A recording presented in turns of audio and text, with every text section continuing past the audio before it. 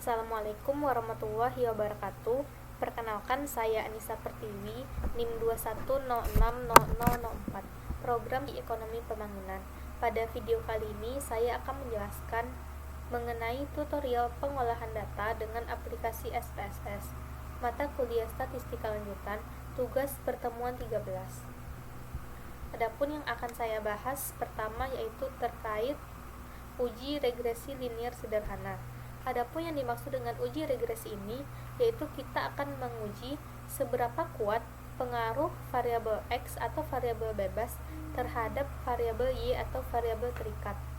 Dan di sini saya sudah memiliki data-datanya, yang mana yang menjadi variabel X itu ada 4 variabel, yaitu X1 PDB Amerika Serikat konstan, X2 nilai tukar, X3 harga kayu manis ekspor, dan X4 produksi kayu manis Indonesia.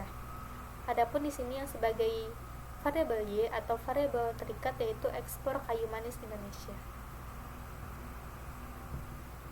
Saya juga telah menginstal aplikasi SPSS.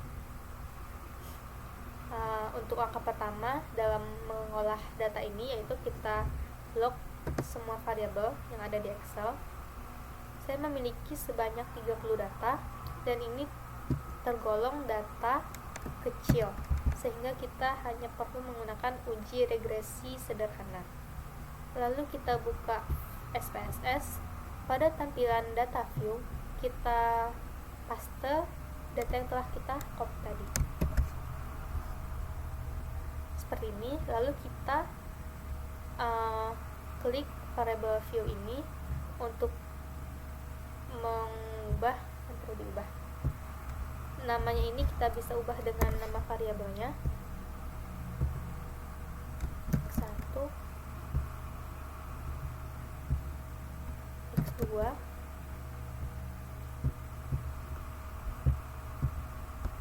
X3, dan X4. Untuk desimalnya ini hanya X3 yang mempunyai desimal sebanyak 2, jadi yang lainnya itu kita nolkan saja.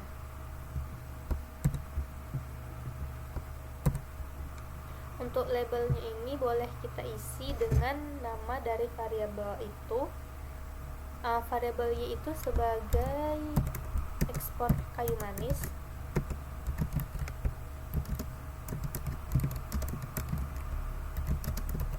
Indonesia. Sebagai X1 itu adalah PDB Amerika Serikat konstan. Sebagai X2 itu yaitu nilai tukar. Sebagai X3 yaitu harga kayu manis ekspor.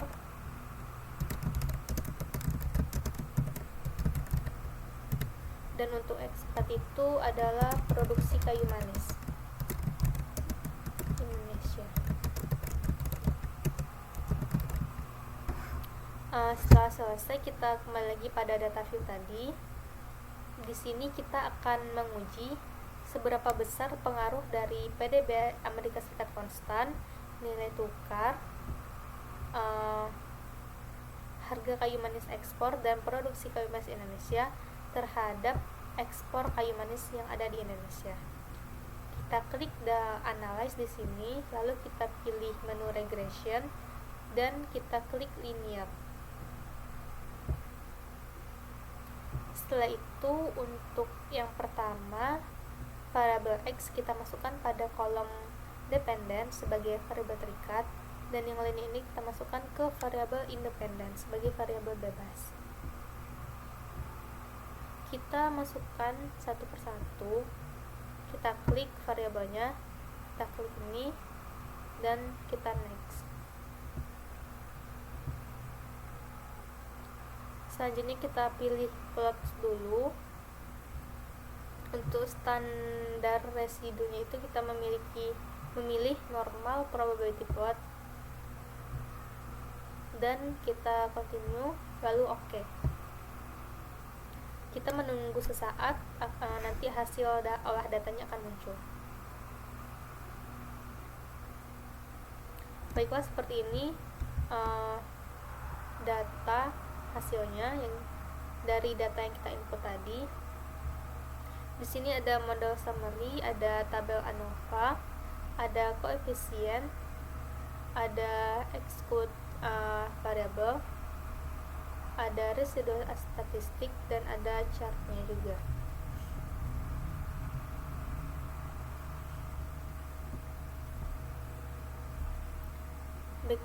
Baiklah, selanjutnya kita akan mengambil keputusan dari data yang telah kita input ini. Bagaimana pengaruh variabel ini terhadap pengaruh variabel bebas terhadap variabel terikat.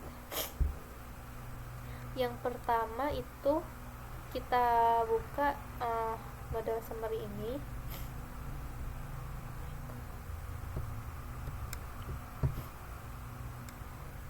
Berdasarkan kolom R dan R square ini dapat kita ketahui bagaimana pengaruh dari variabel X terhadap variabel Y.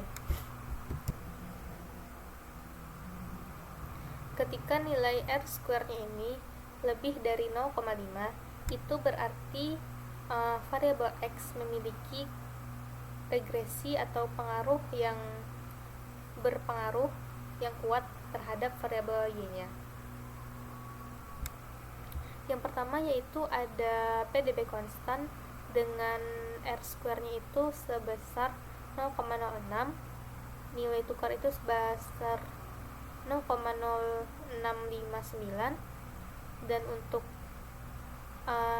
X3 itu yaitu harga kayu manis ekspor juga sebesar 0,661, dan untuk variabel X4 yaitu produksi kayu manis Indonesia juga memiliki R square sebesar 0,662. Lalu dapat kita simpulkan bahwa keempat variabel bebas ini memiliki pengaruh yang kuat terhadap variabel Y, karena mereka memiliki signifikansi yang lebih dari 0,5.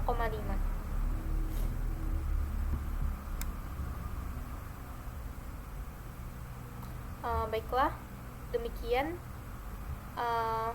cara pengolahan data menggunakan SPSS, yaitu mencari regresinya atau pengaruh antara variabel X dengan variabel Z, antara variabel X dengan variabel Y. Selanjutnya saya akan menjelaskan terkait uji korelasi linear sederhana. Adapun yang dimaksud dengan uji korelasi ini adalah kita ingin mengetahui seberapa nyata hubungan antara X dengan variabel Y ini dengan data yang sama dan dengan cara penginputan data yang sama juga. Di sini tadi kita langsung saja klik analyze, lalu kita pilih correlate dan kita pilih ini bivariate.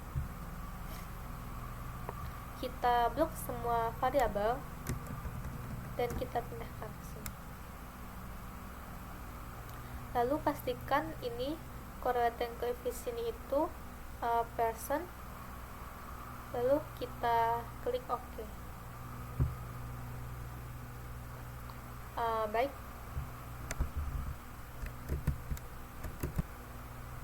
baiklah, ini tabel korelasi antara variabel X dengan variabel Y, yang mana yang pertama di sini berdasarkan Pearson correlation itu hubungan antara PDB AS konstan yaitu X1 dengan ekspor kayu manis Indonesia itu adalah 0,8, atau artinya lebih dari 0,5.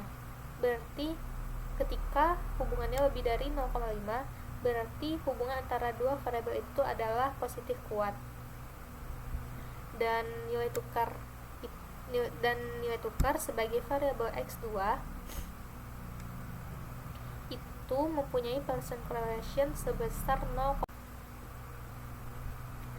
Selanjutnya yaitu nilai tukar sebagai X2 memiliki Pearson correlation sebesar 0,760, yang artinya korelasinya itu lebih dari 0,5, yaitu berada pada hubungan antara nilai tukar dan ekspor kayu manis Indonesia itu adalah berhubungan positif kuat.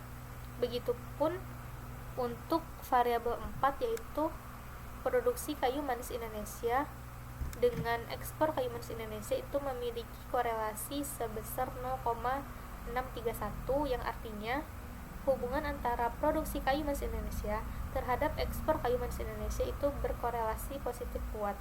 Berbeda dengan variabel X3 yaitu harga kayu manis ekspor dengan terhadap ekspor kayu manis Indonesia itu memiliki Pearson correlation sebesar 0,093, yang artinya korelasinya itu kurang dari 0,5 atau hubungan antar dua variabel ini yaitu positif lemah.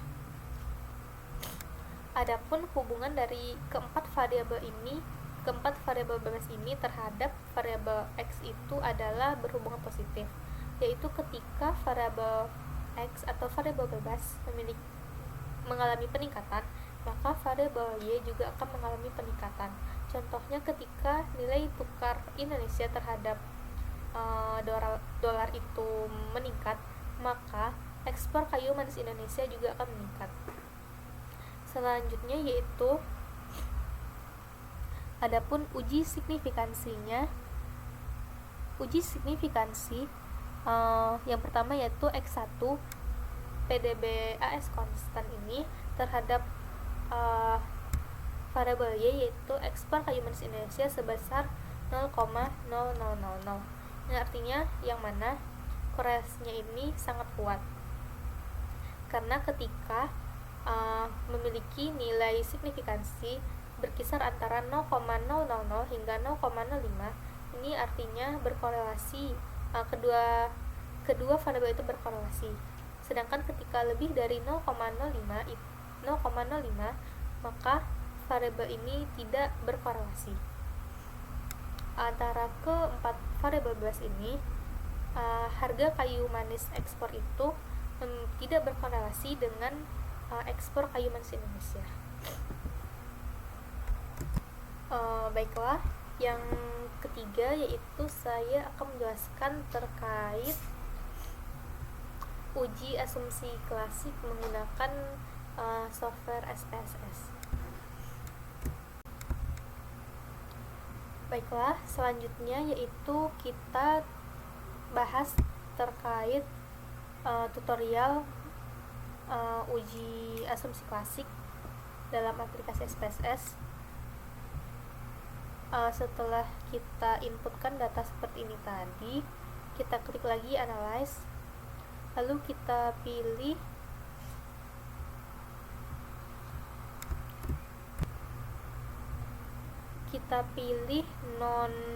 non parametric test, lalu kita klik legacy dialog.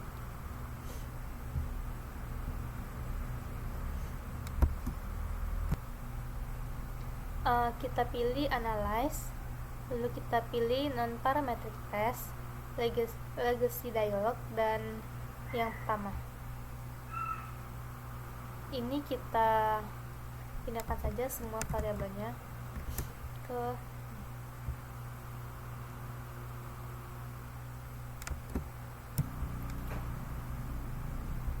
selanjutnya kita klik OK. Nah, di sini terlihat NPAR testnya one sample Kolmogorov Smirnov testnya, juga ada correlation, ada normal p-plot of regression, dan lain-lain. Baiklah, di sini untuk uji asumsi klasik itu ada 3 jenis. Yang pertama yaitu uji normalitas. Kita lihat dari ini, dari chart yang ada di sini sudah disebutkan bahwa normal, sebutkan mengapa bisa dikatakan normal, yaitu ketika ini titik-titiknya ini mengikuti garis diagonal yang ada, maka itu disebut juga dengan normalitas. Atau juga bisa kita lihat di tabel ininya, model summary-nya. Di tabel ANOVA ini, ketika uji signifikansinya berkisar antara 0,0000 hingga 0,05, maka itu menunjukkan bahwa ini adalah data normalitas normal. Untuk yang kedua yaitu ada uji multikoliniaritas, yaitu kita akan melihat berdasarkan tabel koefisien. Ya, ini yaitu apabila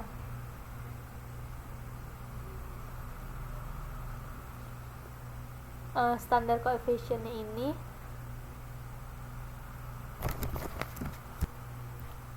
ya berdasarkan tabel koefisien ini, ketika variabel-variabelnya ini untuk nilai t-nya itu kurang dari 10 dan untuk signifikansinya itu lebih dari 0,1, maka itu mengartikan bahwa tidak terjadinya multikoliniaritas pada variabel-variabel ini.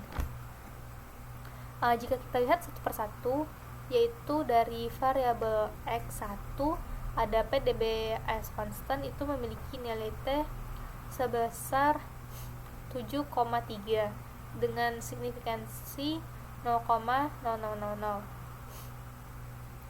Dengan uji signifikansi yaitu sebesar 0,72, dan untuk variabel kedua yaitu nilai tukar, yang mana untuk nilai uji t-nya itu sebesar 2,5 dan untuk signifikansinya itu sebesar 0,8. Adapun di variabel ketiga yaitu harga kayu manis ekspor, itu sebesar nilai t-nya itu 0,15 dan untuk signifikansinya itu 0,8. Dan untuk X4 yaitu harga produksi kayu manis Indonesia, yang mana nilai t-nya sebesar 0,3 dengan uji signifikansinya sebesar 0,7. Dari keempat variabel bebas yang kita miliki ini, keempat variabelnya itu kurang dari 10 untuk tabel t-nya itu, dan lebih dari 0,1 untuk yang signifikansinya itu. Maka dapat kita ambil keputusan bahwa keempat variabel bebas ini tidak terjadinya hubungan multikoliniaritas terhadap variabel Y, yaitu ekspor kayu manis Indonesia.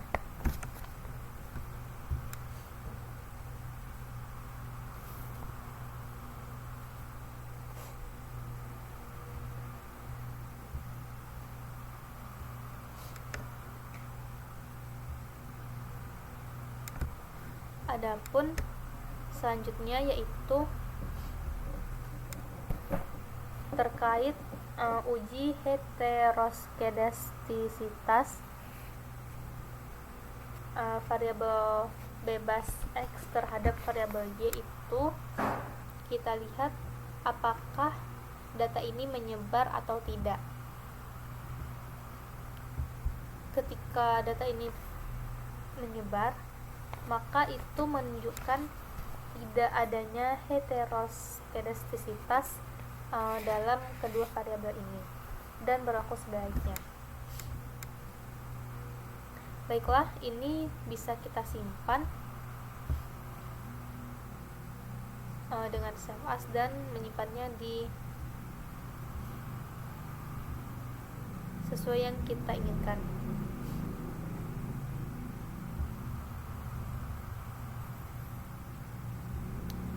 Baiklah,